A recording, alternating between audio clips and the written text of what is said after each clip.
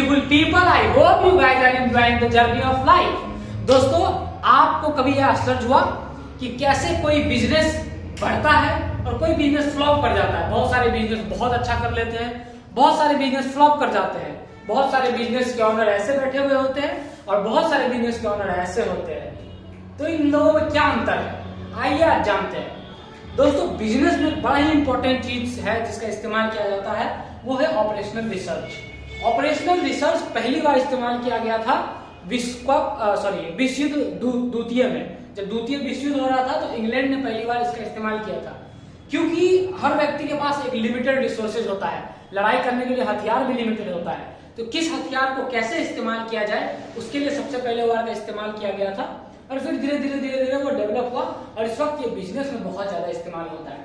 इसके बहुत सारे एलिमेंट्स हैं, इसमें कुछ जो इंपॉर्टेंट एलिमेंट है मैंने यहाँ पे लिखा है, जिसके आधार पर एक बिजनेस को बनना बिगड़ना समझिए डिपेंड करता है बेसिकली। तो आइए जानते हैं इसमें जो कुछ चीजें हैं। सबसे पहले तो जान लेते हैं OR इसको बोलते हैं, ठीक है, शॉर्ट फॉर्म में ऑपरेशनल रिसर्च ऐसे बोलते हैं। इसके अंतर्गत आता है linear programming, LPP, linear programming problem, ठीक है। उसके बाद आता है ट्रांसपोर्टेशन प्रॉब्लम, फिर गेम थ्योरी और नेटवर्किंग। इसके अलावा भी बहुत सारे हैं, लेकिन ये मुझे काफी इंपॉर्टेंट लगे इसलिए मैं इस पे आया हूँ।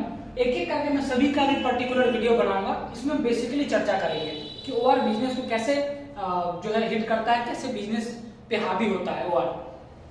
सबसे पहले जानते हैं LPP क्या करता है, लीनियर प्रोग्रामिंग प्रॉब्लम। सो जब भी आप कोई भी व्यापार कर रहे हैं, अगर आप कोई प्रोडक्ट बना रहे हैं, स्पेशली ये प्रोडक्शन बिजनेस के लिए है, ठीक है, सर्विस के लिए नहीं, तो अगर कोई भी आप प्रोडक्ट बना रहे हैं तो किसी भी प्रोडक्ट को बनाने के लिए आपके पास एक चीज लिमिटेड होगा, दैट इज योर रिसोर्सेज, ठीक है। आपके पास लेबर, आपके पास मशीन, आपका टाइम, ये लिमिटेड होगा। आपके पास रॉ मटेरियल्स भी लिमिटेड होंगे, ठीक है।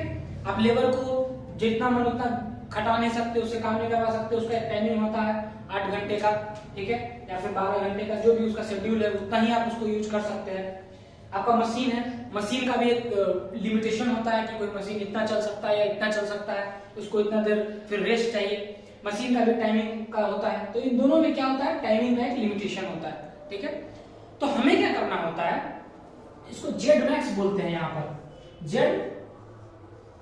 जेड मैक्स, यानी कि प्रॉफिट मैक्सिमाइजेशन करना होता है कि हमारे पास जो रिसोर्सेज है, जो एक ऑर्गेनाइजेशन के पास रिसोर्सेज है, वो ऑर्गेनाइजेशन उस रिसोर्स को कैसे इस्तेमाल करे, अपने लेबर को कैसे इस्तेमाल करे, मशीन के लिमिटेड टाइम को कैसे इस्तेमाल करे, ताकि वो ज्यादा प्रोडक्शन कर सके।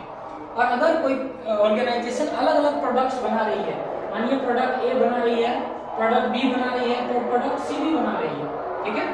तो प्रोडक्ट A, प्रोडक्ट B और प्रोडक्ट C में अलग अलग बेनिफिट हो रहा है। किसी प्रोडक्ट के पर यूनिट पर 10 रुपए का प्रॉफिट हो रहा है, किसी प्रोडक्ट के पर यूनिट पे 12 रुपए का प्रॉफिट हो रहा है, किसी प्रोडक्ट के पर यूनिट पे 4 रुपए का प्रॉफिट हो रहा है, डिफरेंट प्रॉफिट हो रहा है।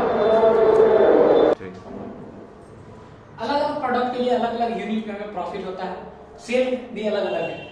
तो हमें ये भी डिसाइड करना होता है कि कौन सा प्रोडक्ट हमको कितना मैन्युफैक्चर करना है, एक ऑर्गेनाइजेशन को कौन सा प्रोडक्ट कितना मैन्युफैक्चर करना चाहिए ताकि उसका जेडमैक्स यानी कि प्रॉफिट मैक्सिमाइजेशन हो सके। सबसे पहले ये चीजें होती है लीनियर प्रोग्रामिंग में। जिस दिन मैं लीनियर प्रोग्रामिंग का प्रॉपर वीडियो बनाऊंगा उस दिन हम प्रॉपर बात करेंगे कि किस तरह से ये काम करता है, ठीक है। बेसिक आप ये समझिए। तो यानी कि अगर कोई ऑर्गेनाइजेशन है, उस ऑर्गेनाइजेशन में बस ऐसे ही काम हो रहा है, बस लोग आ रहे हैं, काम कर रहे हैं, तो वो प्रॉफिट में नहीं जा पाएगा, या हो सकता है कि एक लेवल का प्रॉफिट करेगा।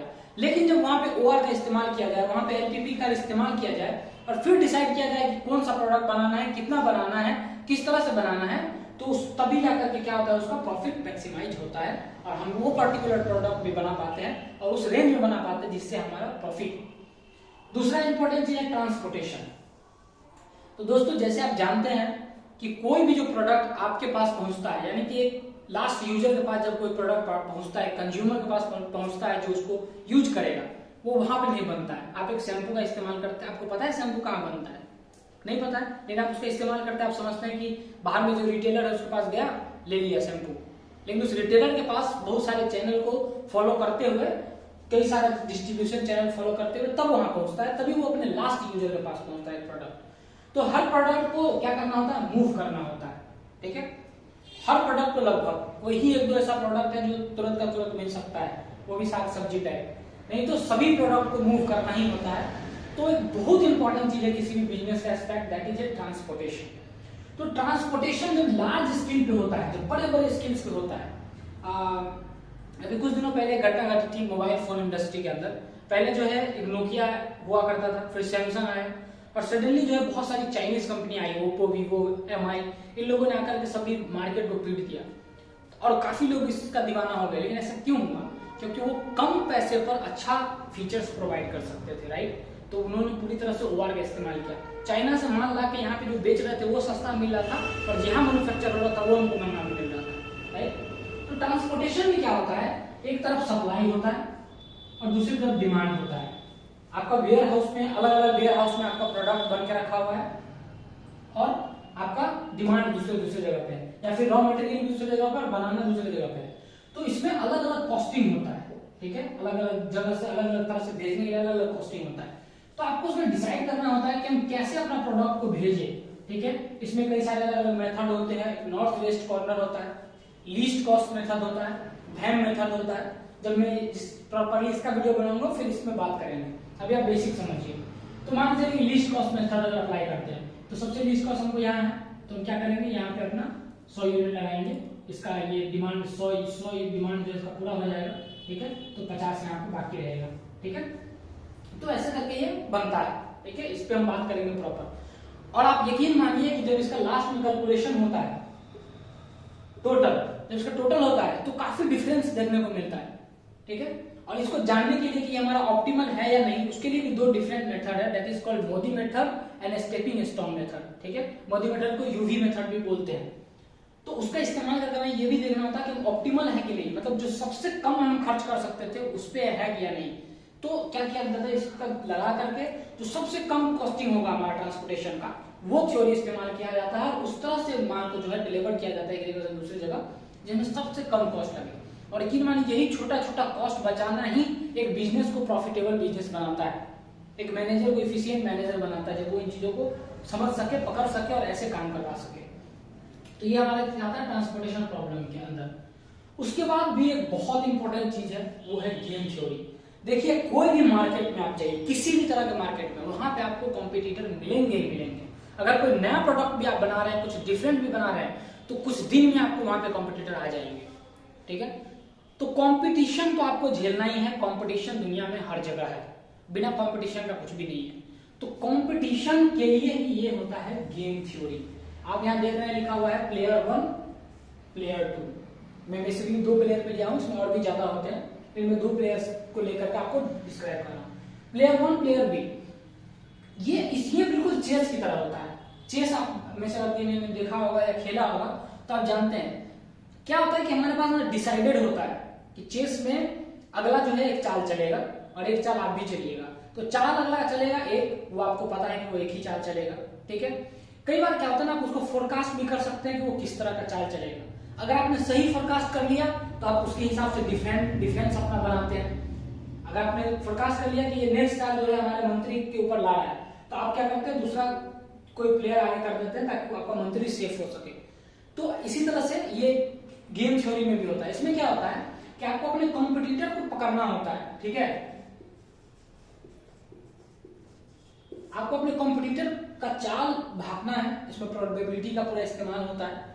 तो आपको डिसाइड करना है कि हमारा जो कॉम्पिटिटर है वो कैसा चाल चलेगा, और उस हिसाब से आपको जिसमें सबसे कम नुकसान हो वो डिफेंड लगाना है, उसके हिसाब से चलना है। जैसे चेस में अगर हमारा कोई बड़ा प्लेयर यानी कि हमारा हाथी या घोड़ा मर रहा है, तो हम क्या करते हैं, जो हमारा प्यादा है उसको सेक्रीफाइस करते हैं, उसको आगे कर देते हैं, प्यादा मर जाए, ठीक है?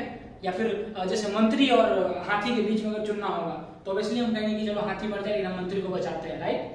तो बिल्कुल उसी तरह से, इसीलिए मैंने यहाँ पे चेस पहले से लिखा था, एकदम चेस की तरह ये जो है गेम थ्योरी चलता है उसमें। क्योंकि देखिए क्या है कि एक मार्केट है, ठीक है? एक मार्केट है, ओके? ये जो मार्केट है, ये मार्केट अपना साइज अपने हिसाब से बढ़ाएगा। आप कोई प्रोडक्ट लेके आ गए, उस वजह से मार्केट अपना साइज नहीं बढ़ाता है। मार्केट एक सिस्टम से अपना साइज बढ़ाता है। जैसे लोग बड़े होते हैं, उनको अधिक प्रोडक्ट का जरूरत पड़ता है, ठीक है? तो मार्केट बढ़ता है। तो मार्केट तो एक है।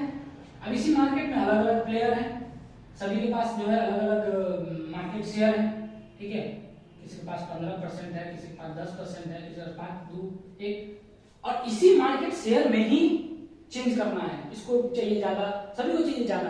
तो अगर ये मान लीजिए कि इतना ही मार्केट है और ये इसका एक वाले का मार्केट शेयर अगर 5 होता है, तो इसने जो 4 मार्केट शेयर गेन किया, वो कहीं न कहीं से तो गेन करेगा, कहीं न कहीं से तो गेन करेगा। इससे मान लीजिए 2 ले लेगा, इससे मान लीजिए 2 ले लेगा, तभी तो वो मार्केट शेयर गेन करेगा।